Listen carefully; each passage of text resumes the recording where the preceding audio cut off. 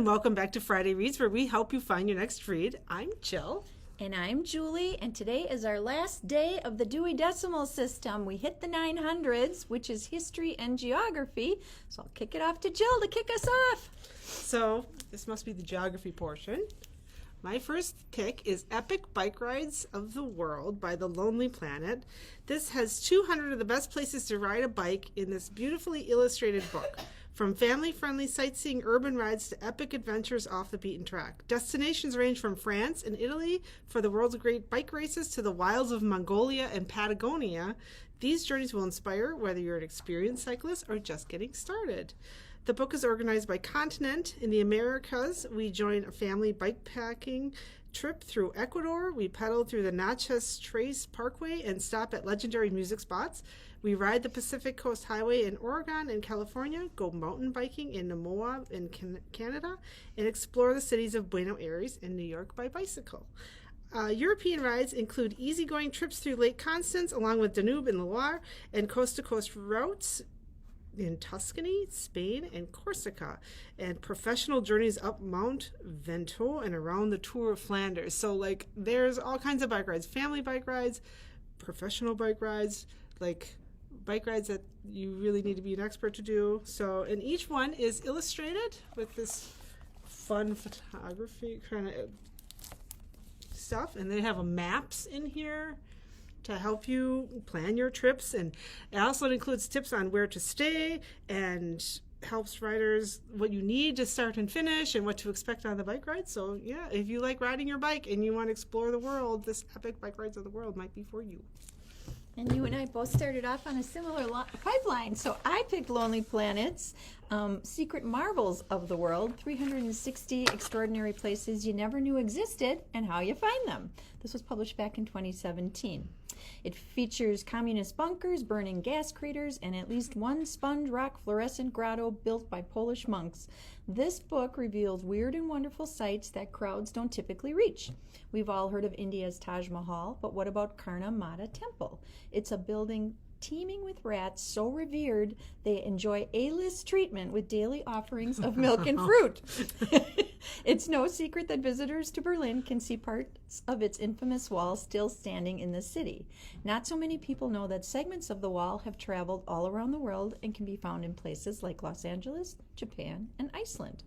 Stonehenge is one of UK's most popular tourist sites, so why not beat the crowds and head to Nebraska instead, where you can marvel at Carhenge, a replica of the great monolith site constructed entirely from vintage cars. This packed and fascinating title takes its readers on a journey through the world's lesser-known marvels. Dive into an underworld of the planet's most surprising, fun, perplexing, kitsch, and downright bizarre sights, and explore human stories and mysterious happenings that you won't find inside a regular guidebook. And just like Jill said, they have beautiful illustrations and stuff in these Lonely Planet books, so lots of information for a lot of fun little things that you maybe didn't know existed. So check out the Lonely Planet books. The Rat Palace, where they that's fun. My next one is Ernests Way, an international journey through Hemingway's life by Kristen Meningway-Janes. I am obsessed with Ernest Hemingway and all the places he's been and all the way he's worked, and so this is kind of a book that appealed to me. Ernest Hemingway, the Nobel Prize-winning author, was known as much for his prose as for his travels to exotic locales. His gusto and charm created excitement wherever he went. In Ernest's Way, we follow Kristen around the globe to places he lived, wrote, fought, drank, fished, ran with the bulls, and held court with T.S. Eliot, F. Scott Fitzgerald, Pablo Picasso, Gertrude Stein, and many other influential writers, artists, and intellectuals of the 20th century. In a fresh and lively prose, Kristen brings to life atmosphere of La Closerie de l'Alas, the Parisian cafe where Hemingway penned The Sun Also Rises, or to dine on suckling pig at the oldest restaurant in the world, Sobrino de Botin in Madrid, as Hemingway did while writing and drinking 3 bottles of Rioja Alta in one sitting. He's a big drinker. We can follow his path through northern Italy, where he served as an ambulance driver and was seriously wounded in the First World War, or trek through the locations described in A Farewell to Arms. Ernest's Way is a map to Hemingway's creative and psychic history that made him and who he was and shaped his life and his work. Ernests Way is a guide and literary exploration in the cities Hemingway visited and lived in, both as they are now and as they were when he graced them. Kristen brings these places to life for the modern reader, allowing all who admire Hemingway's life and literature to enjoy his legacy in a new and vibrant way. Oh, Ernests Way. Have you been to his house in Florida? No. I hear there's a lot of cats there, though. There are. The Hemingway and cats. Sloppy Joe's, we've been down there. That's on my bucket list. And my second pick is The Perfect Horse, The Daring Rescue of Horses Kidnapped During World War II by Elizabeth Lutz. This was published back in 2019. From the #1 New York Times bestselling author of The $80 Champion, the remarkable true story of the valiant rescue of priceless pedigree horses in the last days of World War II. As the Russian soldiers closed in on Hitler from the east and the Allies attacked from the west, American soldiers discovered a secret Nazi effort to engineer a master race of the finest purebred horses. With the support of U.S. General George S. Patton, a passionate equestrian, the Americans planned an audacious mission to kidnap these beautiful animals and smuggle them into safe territory. Assisted by a daring Austrian colonel who was both a former Olympian and a trainer of famous stallions. So, The Perfect Horse, The Daring Rescue of Horses, captured during World War II. I'm on the same. Or we have multiple things about those horses. Because we have Ghost Riders, when the U.S. and German soldiers fought together to save the world's most beautiful horses in the last day of World War II. Same thing, those ones for the master race of horses. As the Red Army closes in on the Third Reich, a German colonel sends American intelligence officer to an unusual report about a POW camp soon to be overrun by Soviets. Locked up, the report says, are over 1,000 horses, including an entire herd of white Libsners from Vienna's Spanish riding school, as well as Europe's finest Arabian stallions, stolen to create an equine master race. The horses are worth millions, and if the starving Red Army reaches the stables first, they will kill the horses for rations. The Americans, under the command of General George Patton, whose love of horses was legendary, decide to help the Germans save the majestic creatures. So begins Operation Cowboy as GIs join forces with surrendered German soldiers and liberated prisoners of war to save the world's finest horses from fanatical SS soldiers and ruthless Red Army as an extraordinary battle during the last days of the war in Europe. This is an epic untold story from the waning days of World War II. So if you're tired of World War II stories, we have ones about the horses of World War II, which is a little different, I think. Mm-hmm. All right, my next pick is The Lost Girls by D.J. Taylor. This was published back in 2020. The Booker Prize nominated author of Derby Day, trying to get the glare off the book, delivers a sumptuous cultural history as seen through the lives of 4 enigmatic women. Who were these lost girls? They were glamorous and bohemian, as likely to be found living in a rat-haunted maisonette as dining at the Ritz. Liz Lubbock, Sonia Brownwell, Barbara Skelton, and Janetta Parlade cut a swath through English literary and artistic life at the height of World War II. 3 of them had affairs with the same man. One of them married George Orwell. Another became the mistress of the King of Egypt. They had very different and sometimes explosive personalities, but taken together, they form a distinctive part of the wartime demographic. Bright, beautiful, independent-minded women with tough upbringings who were determined to make the most of their lives in a very chaotic time. Ranging from Bloomsbury and Soho to Cairo and Couture Studios, The Lost Girls would inspire the work of George Orwell, Evelyn Waugh, Anthony Powell, and Nancy Mitford. They are the missing link between the lost generation and bright young people and the cultural revolution of the 1960s. It's a sweeping, passionate, and unexpectedly poignant tale, and this is their untold story. This author, D.J. Taylor, is a novelist, critic, biographer, whose Orwell won the Whitbread Prize for Biography. His most recent books are Kept, Bright Young People, The Rise and Fall of a Generation, Ask Alice, and Derby Day, which was nominated for the Booker Prize and was selected as a Washington Post Best Book of the Year. So, pretty darn good authors. So if you're looking for something new, The Lost Girls. And I have The Girl from Kathmandu. This is subtitled 12 Dead Men and a Woman's Quest for Justice by Cam Simpson. This is a New York Times Review Editor's Choice and earns a 4.26 star rating on Goodreads. So, and it takes place during war, but it's a different war. It's the Iraq War, which is a little less written about, I think. The shocking story of the massacre of a group of Nepalese men working as defense contractors for the United States government during the Iraq War, and the widow who dedicated her life finding justice for her husband and the other victims. A riveting tale of courageous heroes, corporate war profiteers, international business, exploitation, trafficking, and human rights in the age of global capitalism that reveals how modern power truly works. In August of 2004, 12 men left their village in Nepal for jobs as a 5-star luxury hotel in Amman, Jordan. They had no idea they had actually been hired for a subcontract work in an American military base in Iraq. But fate took an even darker turn when the dozen men were kidnapped and murdered by Islamic extremists. Their gruesome deaths were captured in one of the most graphic execution videos disseminated on the web and the largest massacre of contractors during the war. Compounding the tragedy, their deaths received little notice. Why were these men from a remote country far removed from the war in Iraq? How had they gotten there? Who were they working for? Consumed by these questions, award-winning investigative journalist Cam Simpson embarked on a journey to find answers, a decade-long odyssey that he would uncover a web of evil spanning from the globe that trigger a chain of events involving one brave young widow, 3 indefatigable human rights lawyers, and a formidable multinational corporation with deep government ties.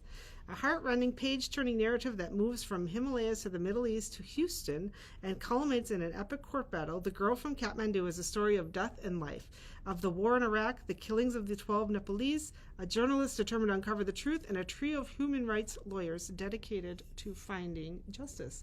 At its heart is one unforgettable young woman, Kamala Magar, who found the courage to face the influential men who sent her husband to his death, a model of strength, hope, bravery, and unbreakable spirit who reminds us the power we all have to make a difference. So, the Girl from Kathmandu. So another strong woman's story. Yes, in war times. My fourth pick is The Last Castle by Denise Kiernan, published in 2017.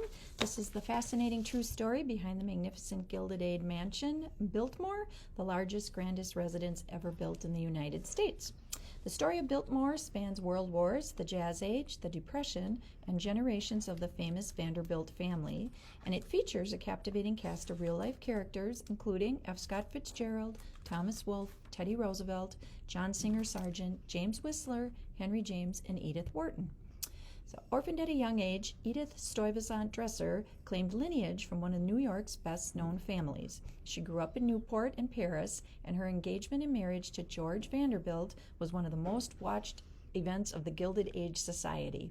But none of this prepared her to be the mistress of Biltmore House. Before their marriage, the wealthy and bookish Vanderbilt had dedicated his life to creating a spectacular European-style estate on 125,000 acres of North Carolina wilderness. He summoned the famous landscape architect Frederick Law Olmsted to tame the grounds, collaborated with celebrated architect Richard Morris Hunt to build a 175,000 square foot chateau, filled it with priceless art and antiques, and erected a charming village beyond its gates. Newlywed Edith was now mistress of an estate nearly 3 times the size of Washington, D.C. at that time, and benefactress of the village and surrounding rural area. When fortunes shifted and changing times threatened her family, her home, and her community, it was up to Edith to save Biltmore and secure the future of the region and her husband's legacy. The Last Castle is the uniquely American story of how the largest house in America flourished, faltered, and ultimately endured to this day. We've toured Biltmore and its surrounding grounds, and it is quite spectacular and something to see. Fun. Yeah. Not so fun. But interesting. Katrina, After the Flood by Gary Rivlin. This was published in 2015, which is 10 years after it happened.